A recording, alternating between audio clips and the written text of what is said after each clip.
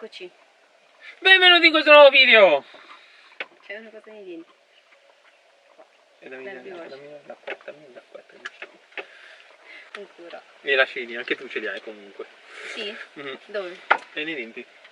Non riesco a toglierli, Ale. Allora, finalmente siamo qui a fare questo video dopo mesi e mesi in cui un po' non eravamo pronti noi emotivamente, un po' non abbiamo avuto momenti di tranquillità e Siamo tutti incasinati, impegnati, eccetera, quindi non siamo riusciti. adesso finalmente è arrivato questo momento in cui vi racconteremo un po' la nostra esperienza riguardo la salute mentale, come vi ho già detto nel video precedente.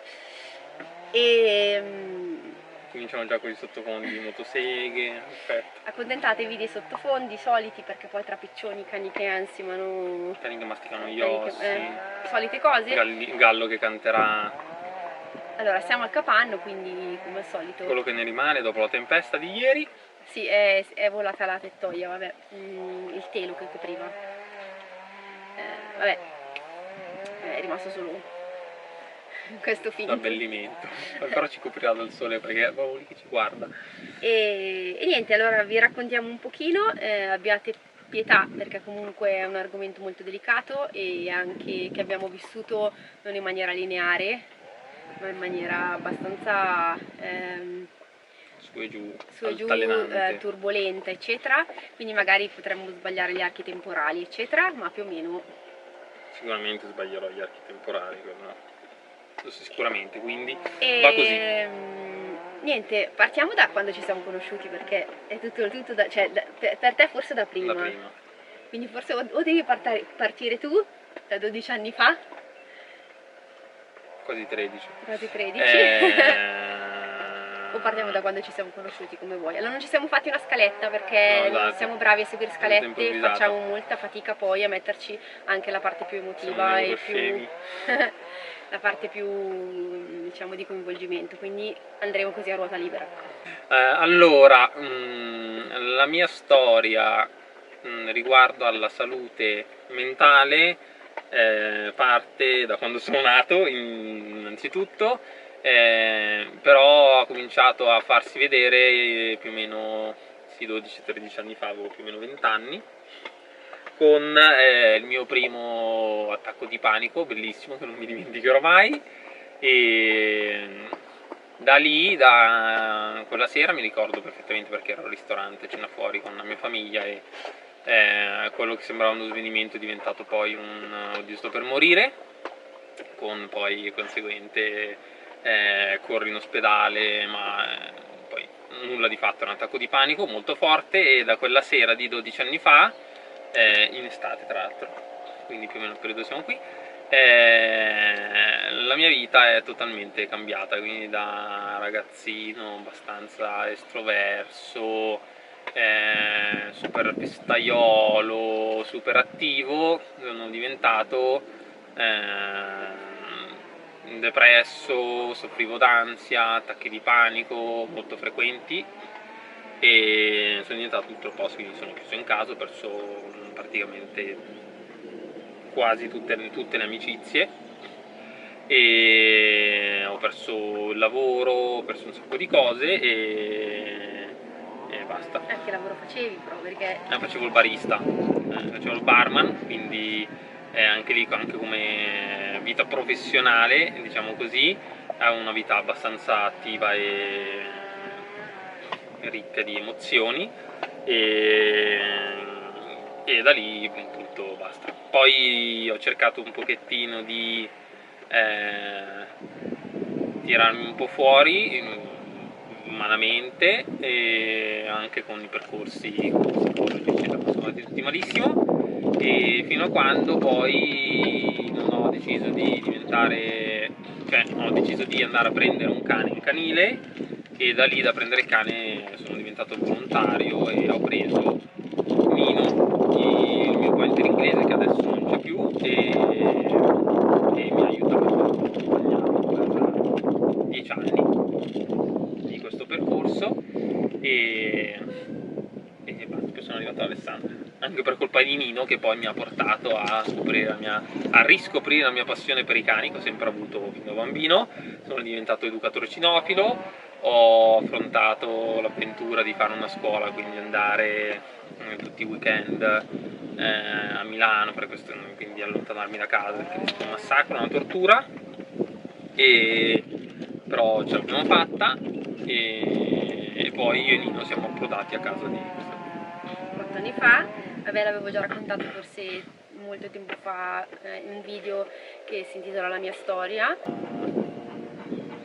Siamo diventati amici, siamo frequentati e ci siamo sposati, sostanzialmente Esatto. è andata così poi. È andata così, e quando ho conosciuto Eric era comunque nel pieno della sua situazione comunque sì, prendevo di ancora farmaci, stavo parecchio male, infatti arrivare a casa tua la prima volta è stata un po' una sofferenza, ho avuto un mini attacchino di panico ben nascosto e poi sono tornato a casa. Assurdo. Dopo 2 anni ci siamo sposati comunque. È stata una roba molto rapida e... colpo di fulmine. Sì, colpo di fulmine, è vero. Sì. Magari non proprio di fulmine subito. No, vabbè. Ma ti ho conosciuto 2 giorni. Esatto.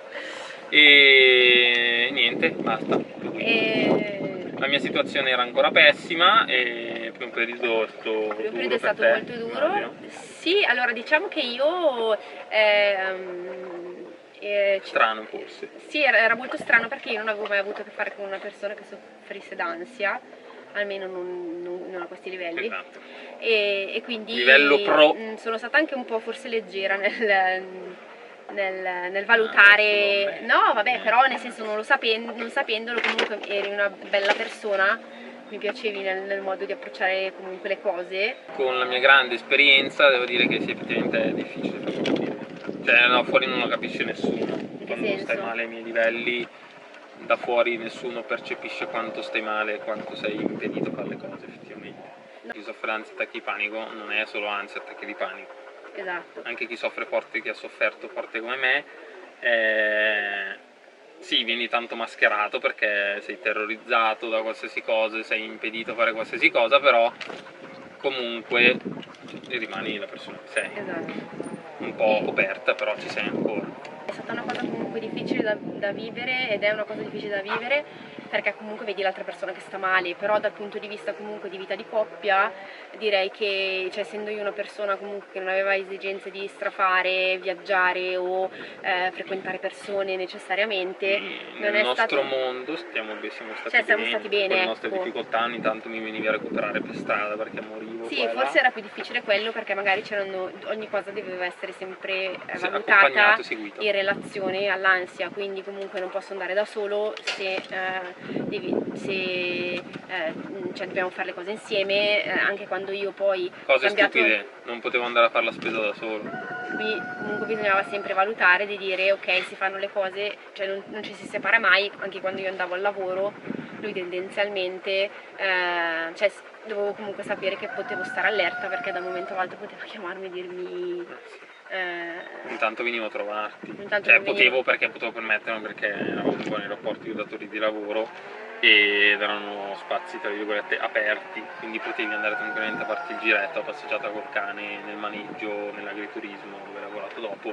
Poi forse la cosa più difficile è sempre stata proprio la gestione più pratica, economica e quotidiana, nel senso che ovviamente questa cosa ha sempre comportato che anche il lavoro, anche le nostre scelte lavorative dovevano essere sempre calibrate in relazione comunque al fatto che io morivo che tu potevi in qualsiasi situazione comunque stare male e quindi avere l'esigenza di un supporto da parte di qualcuno. Poi comunque lui è venuto a vivere, cioè siamo rimasti a vivere nella casa dove abitavo io, che comunque era molto distante da dove abitavano i suoi genitori, e anche a un'oretta dai tuoi genitori e mezz'oretta dai miei, quindi comunque anche lì significava non comunque un soccorso tra virgolette immediato nell'eventualità che succedesse qualcosa. Nel senso che ho vissuto così per 10 anni. Sì, e non li ho mai, cioè comunque i farmaci non gli davano sollievo, ha fatto percorsi psicologici, psicoterapeutici che non hanno funzionato, psichiatrici, e quindi ormai era arrivato al punto di essere un po' disilluso, dicendo vabbè, mi devo tenere sullo stato emotivo,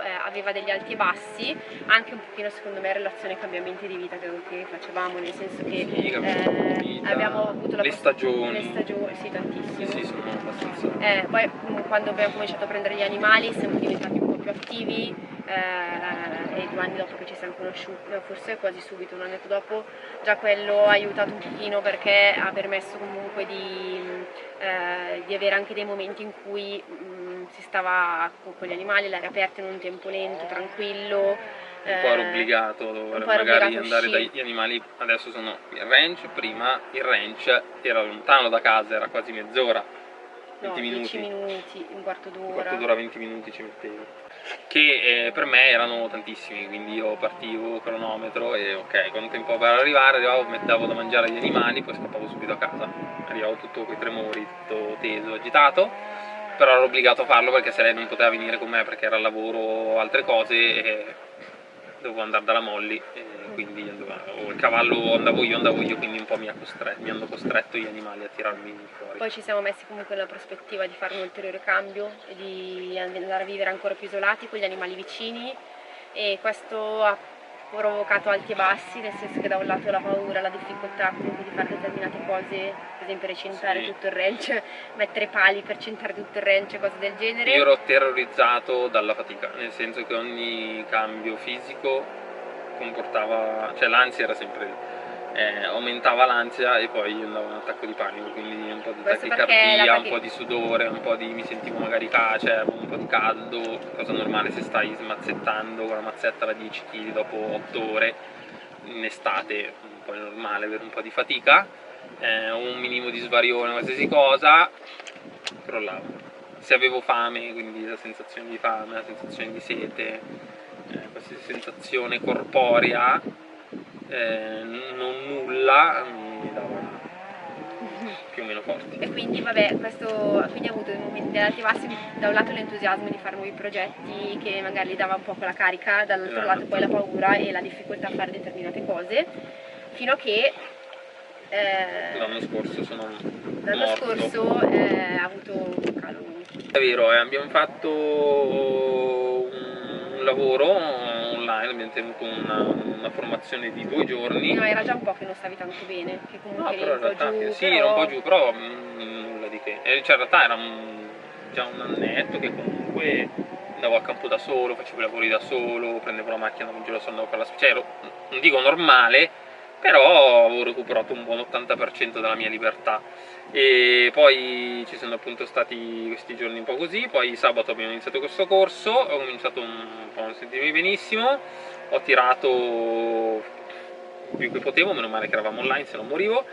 Domenica uguale, e poi da lì ho fatto 3 giorni senza alzarmi, non mangiavo pochissimo, bevo pochissimo, poi quindi abbiamo sentito una dottoressa online perché mi era ripartito io non esco più di casa. No, allora diciamo la verità, era già un po' di tempo che avevi questi alti e bassi, per cui io ho cominciato a dire: Eric, c'è qualcosa che non va, non si può limitare ad ansia e attacchi di panico, dobbiamo approfondire perché secondo me hai qualcosa di diverso. Tanto che avevo pensato o è bipolare, perché lui ha sempre avuto questi momenti di euforia che poi calavano improvvisamente in disinteresse completo per quello che faceva, e quindi magari io da un giorno con l'altro mi trovavo super entusiasta: ho fatto la voliera dei piccioni, ho messo dentro e poi il giorno dopo mi diceva, cioè perdeva completamente l'interesse in quella cosa, però magari era andato avanti tutta la giornata o per 2 o 3 giorni, una settimana a parlarmi solo di piccioni, per dire.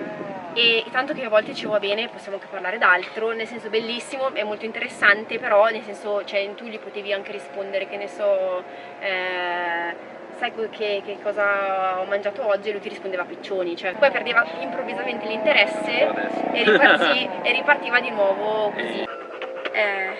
Aveva questi alti e bassi che io assolutamente non capivo. Io poi ho un po' di deformazione professionale su queste cose perché comunque nasco come educatrice e quindi un pochino queste cose le ho studiate, ma molto in generale, però ho sempre avuto l'interesse per la psicologia eccetera, quindi dopo un po' mi sono messa anche io a fare ricerca per cercare di capire e andare un po' oltre, perché c'era qualcosa che comunque non mi quadrava nella diagnosi che gli era stata fatta fino a quel momento. Prima ancora no, dopo il corso forse. Sì? Non lo so. Prima, non mi ricordo, il video. E no, dopo è quel video. Comunque arriva questo video. Se io guardo un video su YouTube e dico wow, sono io! E allora poi a pranzo ho detto di guardare questo video, guardiamo questo video, e anche tu hai guardato questo video, che era un video di Malloru con Valerio Rosso. Era già con Valerio Rosso, è un video bellissimo. E non per mi il quale ricordo- abbiamo non già mi ricordo il ringraziato titolo. Malloru perché Non mi ricordo il titolo, andrebbe neanch'io, linkato, sì. è bellissimo un video. se lo E troviamo ve lo linkiamo sotto nei commenti magari lo mettiamo, nella o nelle descrizione. descrizioni. E dico wow, sono io. E il video parlava di appunto neurodivergenze, in particolar modo nello specifico della DHD. E lì è venuto il dubbio, allora poi abbiamo parlato con questa dottoressa dopo che sono stato male. Sì, lui poi aveva appunto fatto questi giorni che stava a letto, non riusciva più a alzarsi, era una cosa disperata, e quindi a quel punto io gli ho detto ascoltami, qua bisogna per forza chiamare un professionista, perché da soli non ce la possiamo fare. Anche lui disperato fa va bene, mi arrendo, nel senso che cioè, anche se non ho fiducia più nei professionisti, perché Ci proviamo. quelli che ho seguito anzi sono andati anche un po', hanno fatto anche cose che deontologicamente non è che fossero la cosa migliore del mondo. Quindi vabbè, cerchiamo su internet una psichiatra, questa qua era psichiatra che psicoterapeutico, però cerchiamo principalmente una psichiatra, troviamo questa dottoressa online e ci buttiamo, nel senso che ci piaceva il sito, cioè quello che diceva nel suo sito, come si raccontava, e quindi mi ha detto senti, cioè piuttosto che niente, proviamo. E ovviamente noi non abbiamo espresso nessun dubbio rispetto alla DHD, perché comunque non volevamo influenzare, però vabbè, niente, insieme l'abbiamo fatto insieme perché lui non se la sentiva comunque da solo, e ti ha fatto tutte le domande del caso. Sì, è stata una bella consulenza fatta bene. E dal nulla lei esce fuori dicendo guarda, secondo me non sei bipolare, perché effettivamente queste caratteristiche un po' altalenanti potrebbero richiamare a bipolarismo, però io sono esperta in bipolarismo e onestamente non mi sembra. Poi ovviamente da un colloquio non è che puoi... appena abbiamo fatto più di uno. Sì, però da un colloquio non è che puoi dire subito, fare una diagnosi immediata, però guarda come ti descrivi, no, però mi viene più il sospetto che tu sia ADHD. Però non conosco bene la DHD, però sinceramente mi sembra che dovreste approfondire.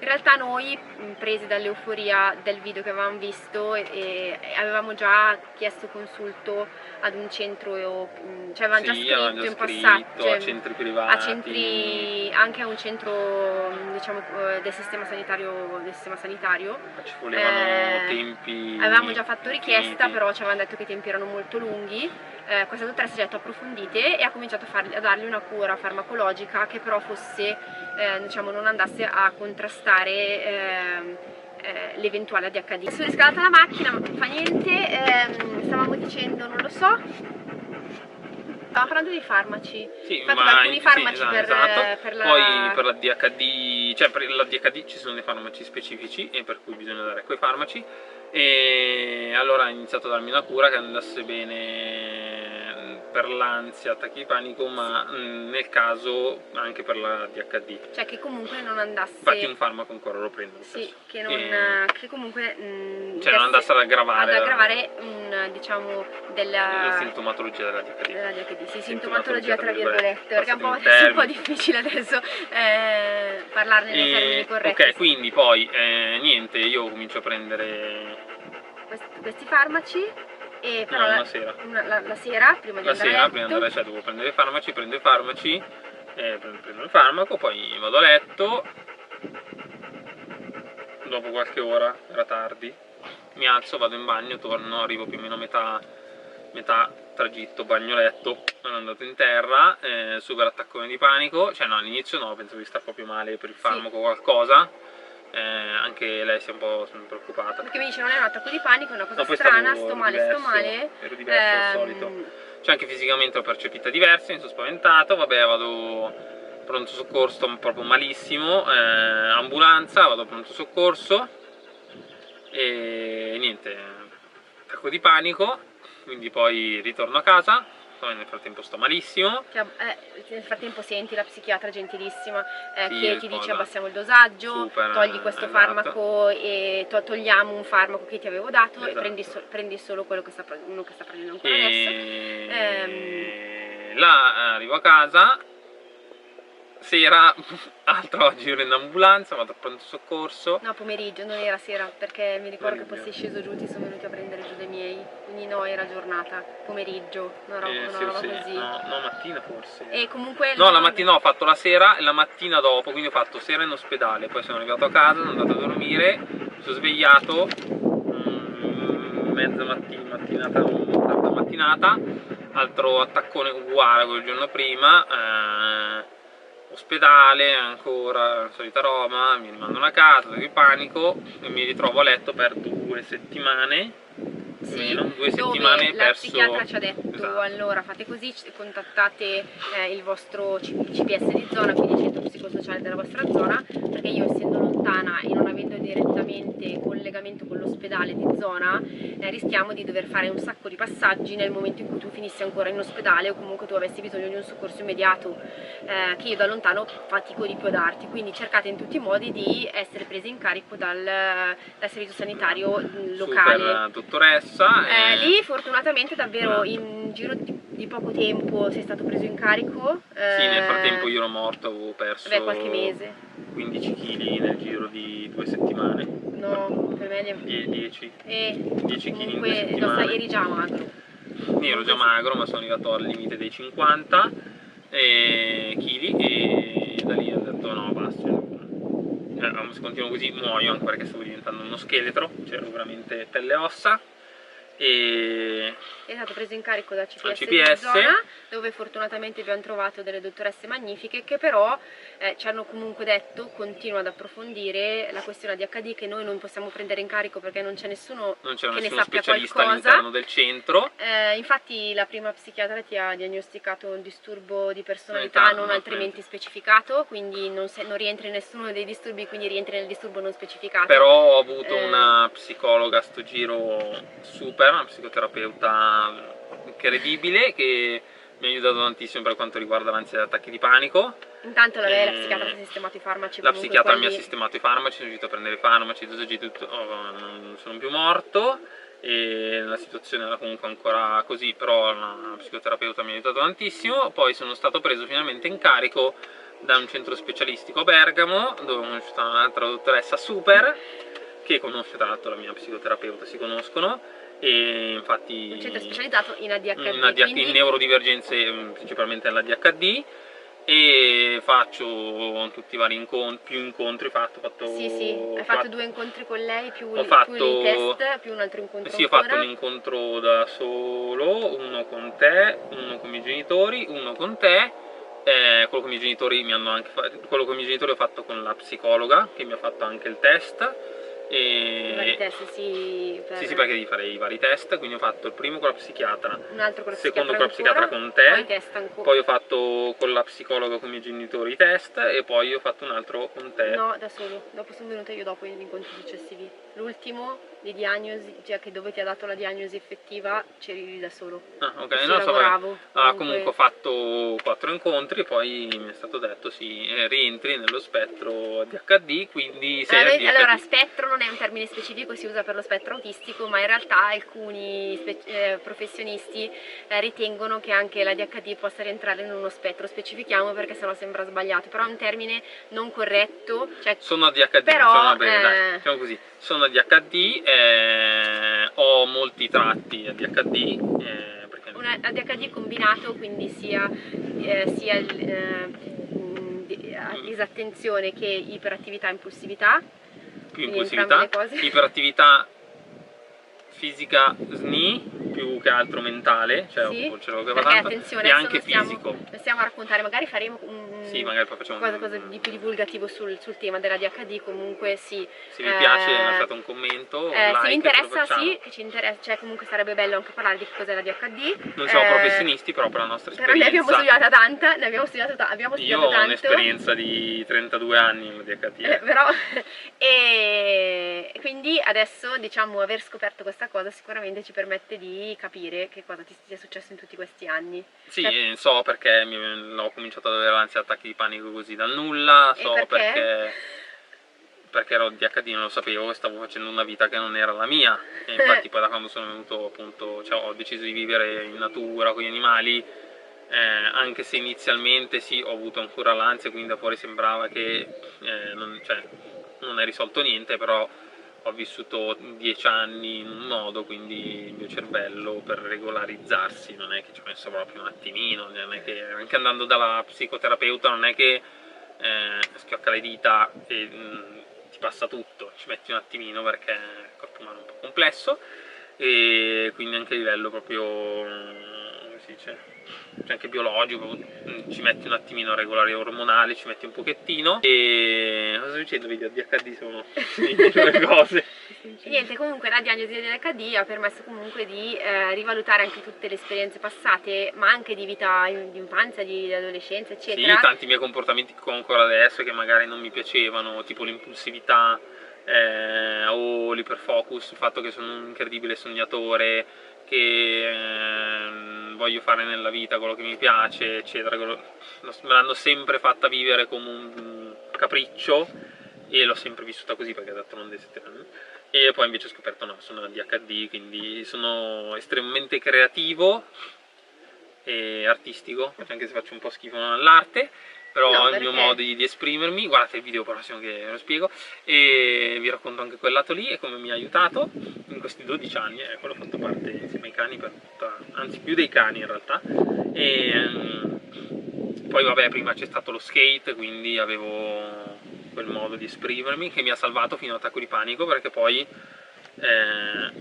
parentesi passata, ho fatto skate dai 13 anni fino ai 20 più o meno, poi ho cominciato a lavorare, ho cominciato a rallentare e da lì ho capito del perché mi è venuto anche lì. Ho smesso di fare l'unica cosa che, cioè non è che ho smesso, la facevo, ma se prima la facevo 7 giorni su 7 per 10 ore al giorno, iperfocus assoluto, guardavo video tutto il giorno, facevo solo quello, avevo mini skate, tutto skate, però c'ho anche tatuaggi, tutte le cose, e ero fissatissimo e poi ti permetteva di scaricare anche sì, fisicamente ti scaricava e anche è un po' non un'arte, però è comunque qualcosa di espressivo che ti permette di esprimerti, e avendolo rallentato di molto, quindi c'erano anche delle settimane in cui non andavo proprio, sono andato giù. Infatti facevo uso tanto di alcol in quel periodo. Non solo alcol, non solo alcol, bevevo, perché bevevo, e non ero un alcolista, però no, non ero un alcolista, però, cioè da solo non bevevo, però diciamo che uscivo tutte le sere e ho finito il turno di lavoro al bar, andavo poi al tavolo con i miei amici e cioè, bevevo. Comunque hai fatto uso di sostanze, ho fatto uso di sostanze, sì, alcol, ok, e fumavo tantissime sigarette. Cosa sto dicendo? ADHD maledetta. No, che comunque cioè, ti ha permesso anche di capire come mai. Sì, esatto, tante cose, cioè, perché la scuola per esempio non ha funzionato, cioè tante cose che nel come passato mai sì, avevo a scuola cioè, dei momenti in cui ero bravo, non ero un genio, però c'erano dei momenti in cui avevo dei voti alti, momenti in cui avevo dei voti bassi, materie in cui avevo dei voti altissimi, materie in cui zero, a volte con lo stesso professore, quindi avevo lo stesso professore che aveva più materie, in una avevo, mi è capitato avere 10 e nell'altra avevo 4. Dici, allora non è il professore, cioè che se il professore è bravo in tutte le materie, è difficile, anche perché erano materie simili, quindi una volta che hai la professoressa in quelle materie, se in una ti fa prendere 10 e nell'altra 4, c'è qualcosa che non va. Ho capito tante cose, appunto, e poi c'è stata tutta la parte del ho smesso di colpevolizzarmi del non ho voglia di fare, poi ho anche avuto il periodo in cui pensavo che l'ansia, attacchi di panico e l'andare al lavoro era perché non volevo fare, perché non avevo voglia di lavorare, e invece è più proprio un disagio nel fare delle cose che non mi piacciono, delle cose in cui non riesco magari a esprimermi o dove mi devo no, sembra un po' brutto dire forzare, non lo so, non riesco a come dire. Vabbè, è anche vero che perché cioè in realtà ho fatto dei lavori anche che mi piacevano, cioè ho fatto anche cameriere, cioè, voglio dire, e non è che ho sempre fatto lavori sempre che mi sono piaciuti,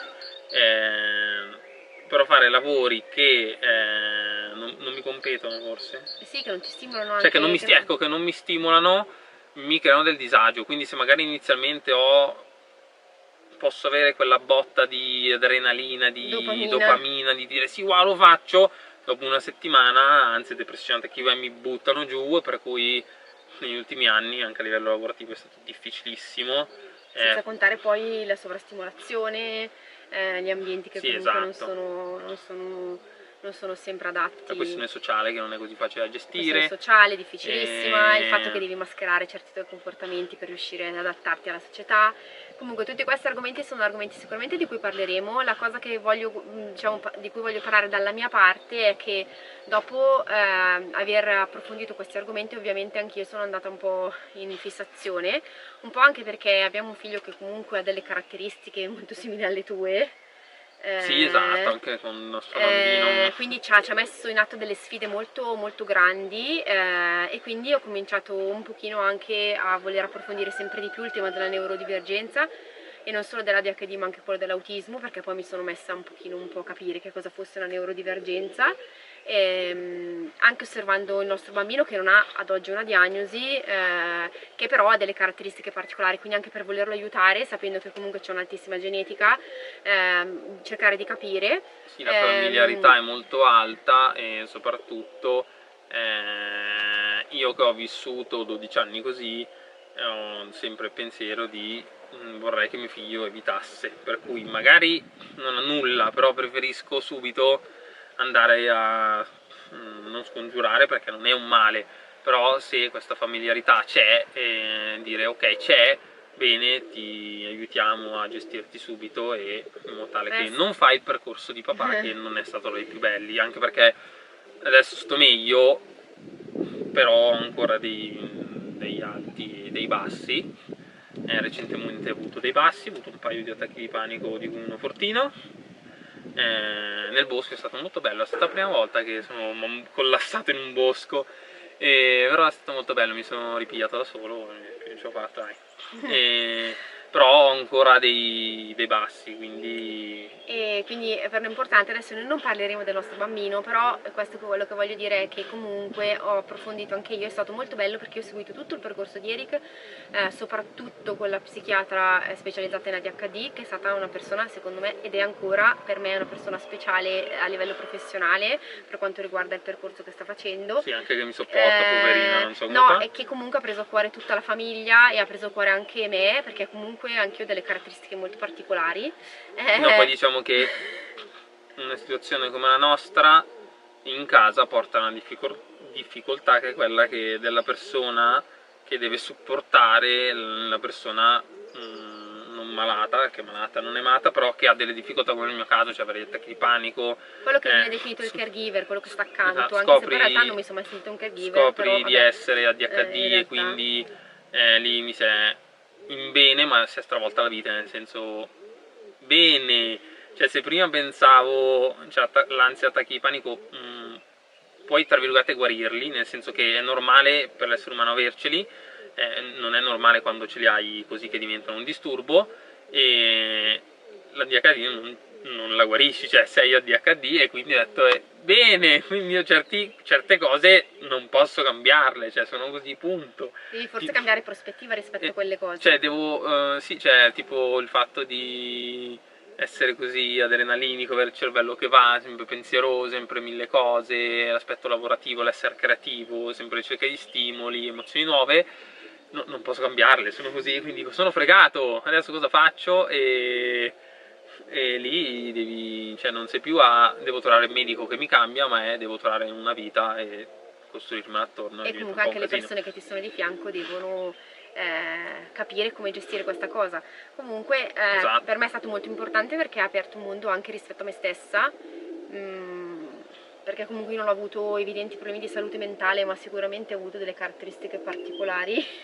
Sì, no, delle hai espressioni delle difficoltà, quello sì. ho delle difficoltà a gestire le emozioni. Come sapete mi sono sempre definita altamente sensibile e questa è una cosa super evidente, e quindi la gestione soprattutto sensoriale per me è stata sempre molto difficile. Nell'ultimo periodo ovviamente con tutte queste situazioni il mio livello di capacità di gestire le emozioni, soprattutto rispetto alla sensorialità, si è abbassato tantissimo. Anche le tue capacità sociali, non è che le capacità sociali non sono meravigliose. Cioè, da quello da sempre, quando la conosco, ha sempre evitato di andare in luoghi pieni di gente. Siamo a Bergamo, non siamo andati a Orio Center. Sì, forse una volta, ma proprio per raro caso. No, siamo andati perché dovevo prendere la fibbia per il mio matrimonio. Sì, per il nostro matrimonio. Sì, il mio matrimonio, che è anche il tuo effettivamente. E ci serviva una fibbia particolare perché eravamo vestiti country e quindi l'unico negozio era lì, sono dovuto per forza andare, ma però per esempio questa cosa è sempre tortura. stata una cosa chiara, gli ho sempre detto sono altamente sensibili ai posti affollati, ai posti casini, dove c'è casino non riesco a gestirli. Noi però non andiamo al mare, diciamo che non ci piace la spiaggia affollata, cioè ci piace il mare, lo amiamo tutte e due penso tantissimo. Sì, ma mi piace tantissimo il mare, ma se ci fosse solo mare e spiaggia basta, cioè se non ci fossero persone. Con poche persone, ma le spiagge affollate in estate noi non ci andiamo perché non abbiamo il tempo, ma non ci andiamo, come non andiamo neanche in quei sentieri di montagna tanto affollati, non andiamo in rifugio. E per Tusso non ci andiamo mai, anche se qua 2 passi. Ci sono posti qua bellissimi dove noi non andiamo mai perché sono estremamente turistici. Anche il gallo dice, sentite il pera. Però ci va bene così, cioè molti ci dicono ma non fate mai niente. No, non è che non facciamo mai niente, semplicemente la nostra vita. E comunque è stato molto bello perché con questa psichiatra lei ha detto io per prendermi in carico Eric è importante che visto che tu sei così disponibile a venire e a sostenerlo, che magari tu ci raccontiate anche cosa succede a casa per capire un attimo. Ovviamente mi si è aperto un mondo perché poi si è aperto anche tutto il mio mondo della mia sfera emotiva, della mia sfera problematica. Io ho iniziato, insieme abbiamo iniziato anche un percorso psicoterapeutico di coppia, esatto, che ci sta aiutando comunque. Guarda, i problemi non sono disturbi, cioè nel senso, io ho avuto dei disturbi veri e propri, cioè mi viene l'ansia tachicardia, è un disturbo vero e proprio, tu avevi più dei problemi, più dei disturbi, cioè creavano un problema a livello sociale. Sì. Cioè una cosa è un conto se è un problema, un conto se è un disturbo come il mio, cioè e comunque abbiamo iniziato questo percorso. La cosa bella è che adesso sto facendo, cioè ho iniziato anche a cercare di capire anche con questa psichiatra che con quello che riguarda me, perché comunque per me è importante. Non abbiamo ancora aperto un fascicolo, ma c'è con molta probabilità anch'io sono neurodivergente, quindi vabbè.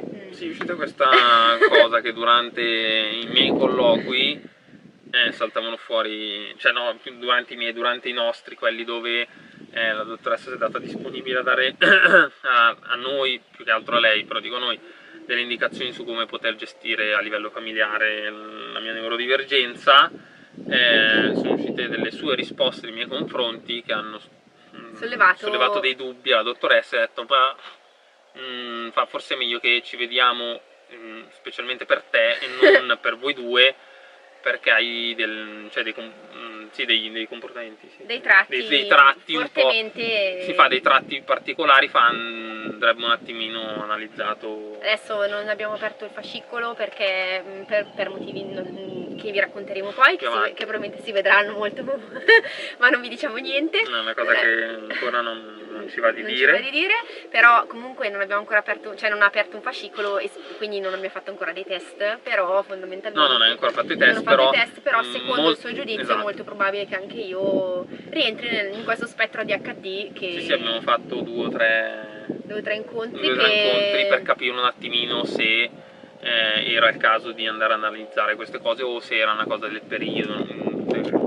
Sono il dottore, e però appunto il dottore ha un fortissimo dubbio, per cui mi ha detto vabbè, ci può stare, cioè sì, strana anche lei effettivamente, mai quanto me, però. Sicuramente approfondirò perché voglio avere, diciamo, un sostegno anch'io, perché comunque mi rendo conto che potrebbe essere utile, però è molto interessante perché per esempio le mie manifestazioni sarebbero completamente diverse dalle sue, Quindi anche qui per questo che si potrebbe quasi parlare di spettro anche nell'ADHD, perché io comunque Infatti ho non ci avevamo assolutamente mai pensato, pensato, io addirittura ho assolutamente. pensato per esempio di rientrare nello spettro autistico a un certo punto, cioè mi era venuto questo sospetto perché le mie caratteristiche soprattutto in ambito sociale cioè, ho delle caratteristiche comunque di socialità molto particolare. Hai dei tratti di ADHD, non li hai tutti, ne hai alcuni, però Sì, sicuramente non ce li hai molti come ce li ho io, nel senso che io sono proprio flippatissimo di testa. Sì, allora diciamo che a me si manifesta più l'aspetto più proprio di disregolazione emotiva e di incapacità di integrare gli stimoli, questa è un po' la caratteristica principale. Sì, tu hai queste due E cose. poi soprattutto purtroppo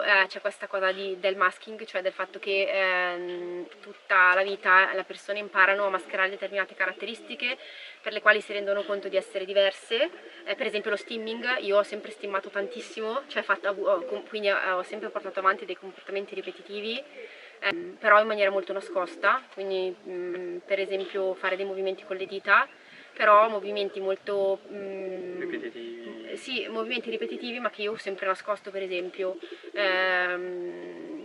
e che quindi oppure che si tramutavano in mangiarsi le unghie, rosicchiare tutte le matite. Vabbè, comunque adesso non staremo qua a raccontare tutta la ravalafava di cos'è una neurodivergenza o cos'è la DHD in particolare, Sì, però è stato molto interessante questo percorso perché ci ha aperto davvero un mondo relativo anche un po' a perché siamo qui, perché abbiamo fatto certe scelte, perché cosa vogliamo fare nella vita, tutti i nostri progetti futuri, tutto il casino che stiamo in testa che abbiamo per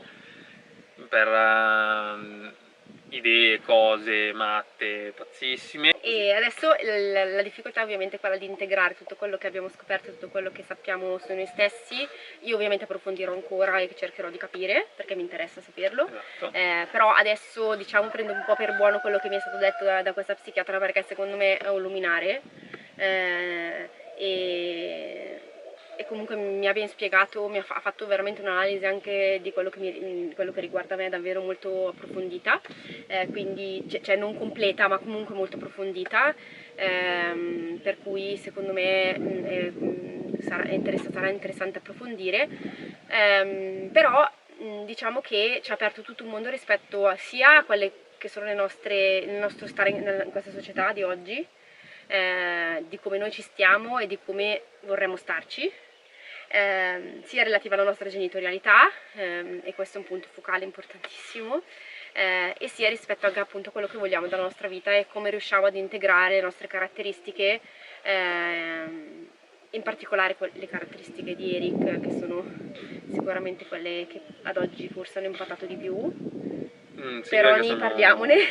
Che sono quelle che pesano di più, probabilmente. Cioè sono quelle più evidenti, che sono quello che ha più tratti e quelli più marcati, sono quello più marcato. Sì, esatto. Cioè io quando vado in iperfocus, vado in iperfocus. Lei riesce, sì, anche te ogni tanto. E io se faccio per esempio i miei progetti, che mi metto a scrivere i miei progetti... Sì, no, però tu cioè, ti fai il tuo progetto, te lo scrivi, finito. Io inizio una roba, non la finisco quasi mai, nel 90% dei casi, e dura a volte settimane e faccio solo quello. Cioè io non mangio, non faccio niente, io non faccio nient'altro. Cioè almeno tu cucini.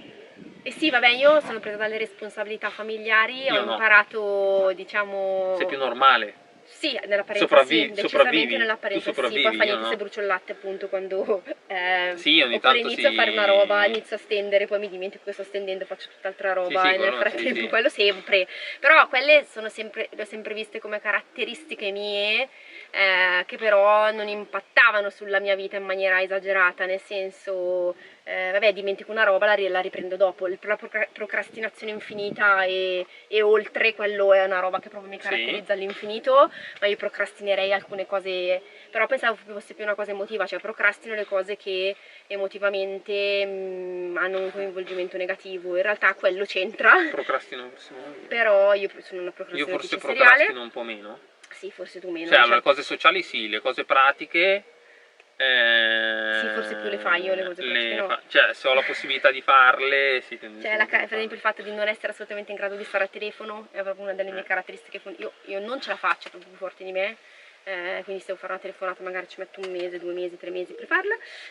Sì, lei è più sociale. Io è proprio più la questione sociale. Sì, tu sei tanto sociale e emotiva e sensoriale. Sì, esatto. Io tutto. Io invece tutto. E... E sì, poi vabbè, ovviamente anch'io lo stimolo, cioè il fatto di dover fare qualcosa che mi stimoli a livello etico e a livello morale, ecco, forse io più tu hai anche più gli stimoli più fisici, nel senso l'adrenalina, il fatto di fare cose che ti stimolano Sì, no, poi devo fare anche fisicamente. cose fisiche, cioè Invece io sono più, devo essere cioè io magari per esempio leggo un libro, io se leggo sto 2 giorni sul libro, grazie Enrico Gagliano, ti amiamo. Quando esce Enrico Gagliano, un romanzo annuale di Enrico Gagliano, io per 2 o 3 giorni nessuno non mi vede più. E io pago. Io sono lì e mi fisso lì, che poi magari devo rileggere una frase 3 volte perché mi perdo, però comunque io sto lì e per 2 giorni devo leggere il libro. Io non posso farlo. Per esempio lui appunto con problemi di attenzione molto... Io posso farlo con l'audiolibro, perché è a voce, è uno stimolo diverso. La lettura... Perché però forse sei anche un po' dislessico. Sì, potresti poi essere un po' sono dislessico. un po' dislessico. Non hai avuto una diagnosi, ma effettivamente... Sì, no, vabbè, ma leggo lì, cioè non lasciamo perdere, leggo, ma da sempre quello. Tu sei proprio neurodivergente. Sono anche un po' di scalculo. No, non che non ci sia un grado maggiore di neurodivergenza rispetto no, all'altro. Però c'è chi ha dei tratti un po' più accentuati, chi meno. Io per esempio... Come ci dice la psichiatra, dipende sempre tutto da quanto impatta sulla vita. Cioè, poi io per esempio dimentico le cose sì, ma poco. Cioè sì, magari dimentico il telefono, il portafoglio, le chiavi, però per esempio il bambino in macchina non lo dimentico. No, certo, chiaro. Non ho mai perso una fotocamera, non ho mai perso le chiavi della macchina, non ho mai perso il telefono, cose così, cioè cose che impattano tanto, gravi. Sì, sei impulsivo, ma non fai spese impulsive tanto da...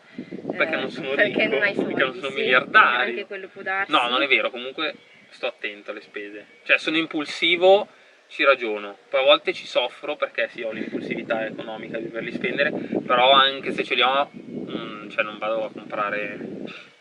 Diciamo che ovviamente la nostra psichiatra dice dipende anche dall'ambiente in cui cresci, in cui vivi, che ovviamente può essere più o meno accogliente o più o meno di sostegno relative a determinate cose. Cioè io per esempio ho sempre avuto questa cosa che per me la performance era importante, forse anche un aspetto più religioso, anche legato più proprio all'essere una brava bambina, e quindi io ho sempre detto io non posso non essere brava a scuola, quindi per me quello era il focus, pur quanto alcune materie per me fossero molto difficili, la matematica per esempio, io però dovevo andare bene a tutti i costi, per cui magari passavo pomeriggi interi a studiare ossessivamente, anche se in realtà cioè per imparare una cosa ci mettevo una vita e mezza, quindi tutti dicono vabbè ma sei uscita sempre con la lode, cioè sei uscita sempre con massimo dei voti, in università con la lode, che problemi hai avuto? Parliamone, nel senso come ho vissuto io poi la scuola nella realtà o la difficoltà. Io invece ero un genio, un maledettissimo genio. Mi hanno bocciato in terza media, in seconda superiore e poi non mi ricordo. Ma basta, poi mi sono ritirato. Vabbè, comunque cioè, ci sono comunque manifestazioni diverse, più o meno impattanti sulla vita, e poi dipende molto anche dal contesto in cui vivi e che anche a scuola ero un genio, tantissimo, sì, studiavo tantissime ore, andavo sempre a scuola, non ho mai bigiato, giuro. E niente, se vi interessa l'argomento, capire anche appunto come impatta la vita quotidiana, lo stile di vita che una persona fa sulla salute mentale, scrivetecelo nei commenti. E se volete conoscere meglio l'ADHD, magari facciamo un video che è un pochino divulgativo, ovviamente non medico, però divulgativo, anche per usare termini più esperienziale, anche perché comunque ci vogliono i termini giusti, e appunto anche visto dal punto di vista del funzionamento mentale e non del disturbo, perché le due cose sono due cose diverse, che poi possono andare insieme ma che comunque sono diverse. E come anche l'aver avuto una diagnosi abbia impattato poi, un po' ne abbiamo parlato, però magari un po' più approfondito, e vi ringraziamo per essere stati con noi. È stato un video un po' lungo, però ci tenevamo a raccontarvi, questo perché molte persone hanno avuto diagnosi sbagliate come Eric, magari si trovano nell'avere dei dubbi. Diciamo che sì, aver avuto la diagnosi nel periodo giusto mi avrebbe evitato tanti sbattimenti, tante robe.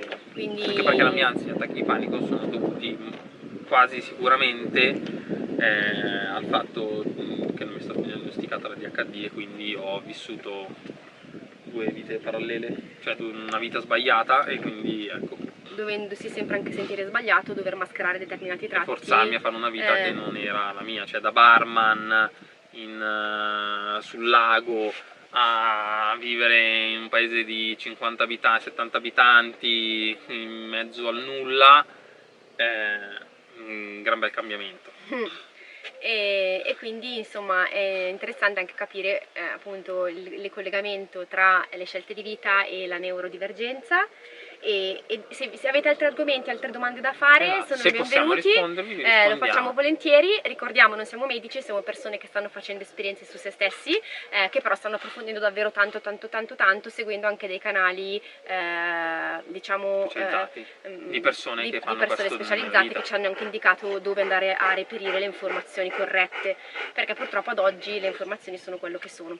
Quindi commentate se vi interessa l'argomento, lasciate un mi piace se volete far crescere il canale, se ci volete bene, e condividete se vi è piaciuto il video a tutte le persone a cui potrebbe interessare. Allora, mi scuso se abbiamo parlato aiutare. di 200.000 argomenti ma non ne abbiamo approfondito uno, vi abbiamo fatto solo degli accenni anche a determinate caratteristiche, diciamo, dell'ADHD. È un video story. Però ovviamente possiamo approfondirle nel tempo e parlarne magari anche singolarmente dei singoli aspetti, eccetera, eccetera. Volevamo più raccontarvi la nostra storia, e ovviamente ne è uscita fuori anche tutto l'entusiasmo e l'emotività relativa a questo argomento, per il quale siamo un po' in iperfocus, un pochettino. No, tu in questo momento sono in iperfocus su altre cose.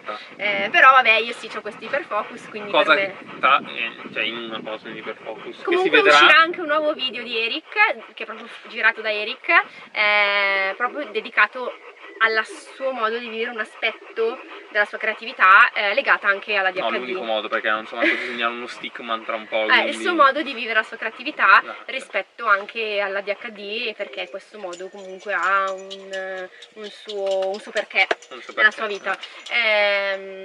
E grazie. Al prossimo video. Ciao!